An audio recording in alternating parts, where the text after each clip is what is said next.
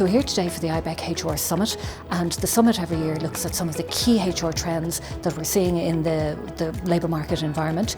This year's particular theme is around shaping of talented minds, and what we're looking at here is the themes of lifelong learning, how we embed lifelong learning as a culture within our organisation, and looking at the ideas of grit and growth mindset and resilience in our workforce to create the appetite for that continuous learning and the will and the excitement around always learning something new.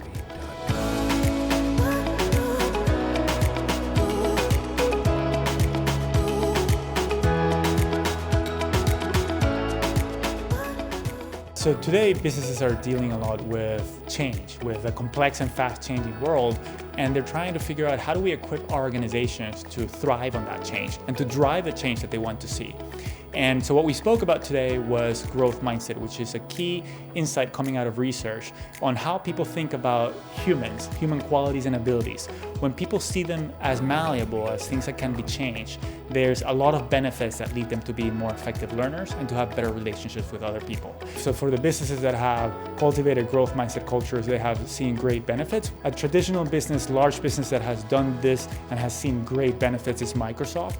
They started in 2014 with a new CEO who made this a priority, and he didn't impose this as a priority. He took his leadership team, his executive team through a dialogue of thinking, what do we want our culture to be? And they grappled with that.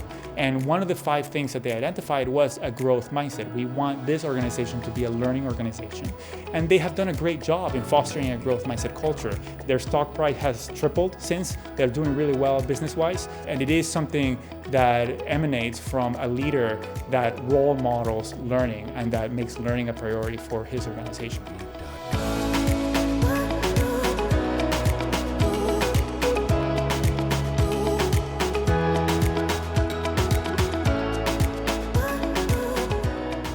So I'm really excited to share the latest research on the science of success, including the concept of grit, teaching people how to have passion and persevere towards their goals, and not only teaching them about the importance of this quality, but how to build it, how they can increase grit among themselves, their employees, at their organizations. And one of the most promising interventions, grit-building interventions we've developed to date is an advice-giving intervention.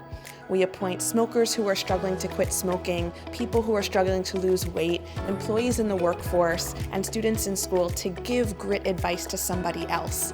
And the act of being appointed as a mentor is actually incredibly motivating and one of the best ways to get people to follow through on their goals.